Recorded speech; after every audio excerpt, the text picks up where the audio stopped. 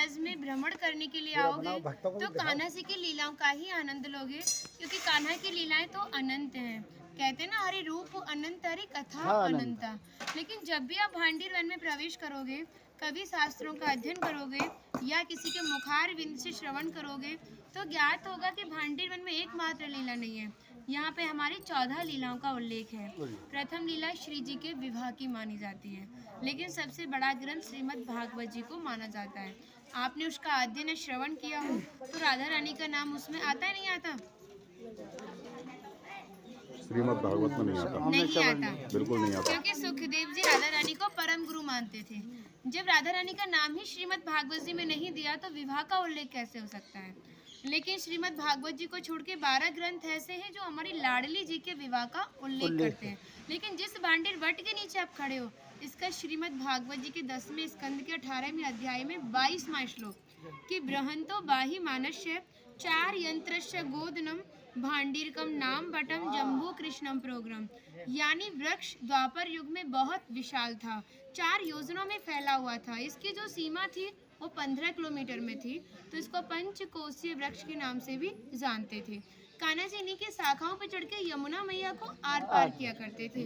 मान्यता है कान्हा जी की जो 9 लाख गाय थी दोपहर के समय इसी वृक्ष के नीचे बैठ के विश्राम करती थी।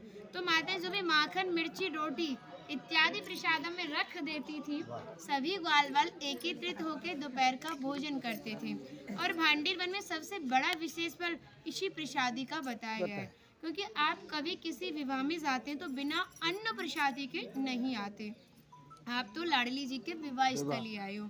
यहाँ पर जो दुर्वासा मुनि थे, जो दूब घास होती है उसी का रसपान करते थे। ब्रज की गोपियों ने इसी वट वृक्ष के नीचे उनको 56 प्रकार के व्यंजन खिलाए थे। यहाँ पर राधा कृष्ण में मल युद्ध हुआ था, उसमें ये तय था कि जो भी हारेगा उसको भंडारा करना होगा। तो जब हमारे कान्हा जी हार गए थे तो ग्वाल वालों के साथ मिलके यहाँ पे भंडारा किया, उसी के नाम पर इसका नाम भांडीर वन पड़ा। यहाँ पर ब्राह्मण पत्नियों ने भी कान्हा जी को भोजन प्रसादी खिलाई है और ठाकुर जी ने ब्रजवासियों से ये टुकड़े मांग के पाए थे, तभी नाम दिया था इसका मधुकरी। मांग के पाना मतलब मधुकरी। तभी शास्त्रों में ब्रजवासियों को अपना हृदय बताया और कहा कि जब तक ब्रजवासी की कृपा नहीं होगी ठाकुर जी की कृपा बहुत दूर की बात है। यानी सर्वप्रथम ब्रजवासी की कृपा होना बहुत ज़रूरी है, जब ही हमारे ठाकुर जी हमारे ऊपर कृपा करते हैं। हमारी राधा रानी ने स्कंद पुराण में इस स्थान के बारे में ये कहा था कि जो भी गुप्त वृंदावन आएगा वो मोक्ष को प्राप्त होगा। यानी भांडीर वन को ही उन्होंने गुप्त वृंदावन कह के संबोधित किया। तो कान्हा बोले, तुम इतनी बड़ी बात को कह रही हो, लोग पाप करेंगे और सीधे दौड़े भांडीर वन चले जाएंगे, क्योंकि आपने तो मोक्ष धाम ही भांडीर वन को कह दिया।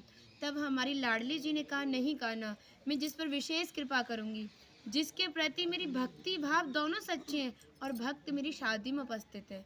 यानी आज से 5,500 वर्ष पूर्व आप इस स्थान पर थे।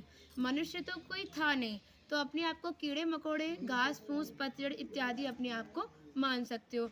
जो भक्त उनकी शादी में उपस्थित था वो भक्त कई बार वृंदावन आएगा, जब जाके गुप्त वृंदावन आएगा, और डायरेक्टली नहीं, किसी ना किसी के माध्यम से।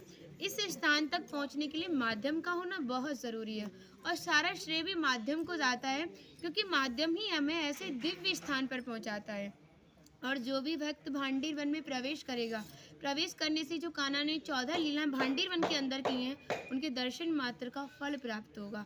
और जो भी यहाँ की एक किनका प्रसादी पाएगा और एक रात्रि निवास करेगा, वो इस ब्रज गौलोक धाम से वैकुंठ गौलोक धाम को जाएगा, क्योंकि जो हमारे ठाकुर जी ने गौलोक धाम को इस 84 कोस में ही बांटा है।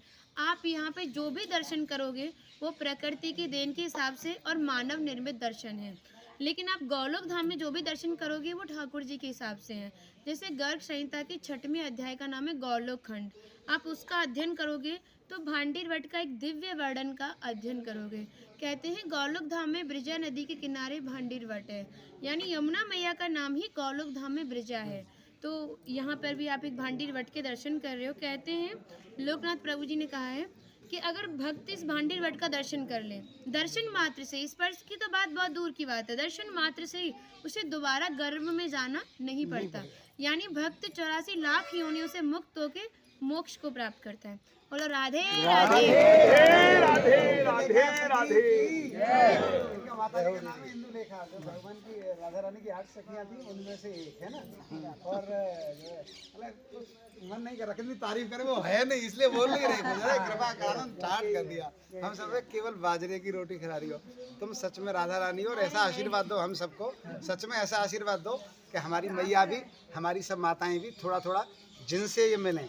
देखिए भक्ति का स्तर है, एक इतना बड़ा एक इतना है, तो इनको जो इनसे छोटी भक्ति में ने, ये भी उनको कुछ ऐसी बातें बता के भगवान की ओर आकर्षित करें। सबको ऐसा आशीर्वाद दो। आप ब्रजवासी हो इसलिए सक्षम हो, दे बहुत सकती भक्ति हो। बढ़े और ब्रज में वास मिले।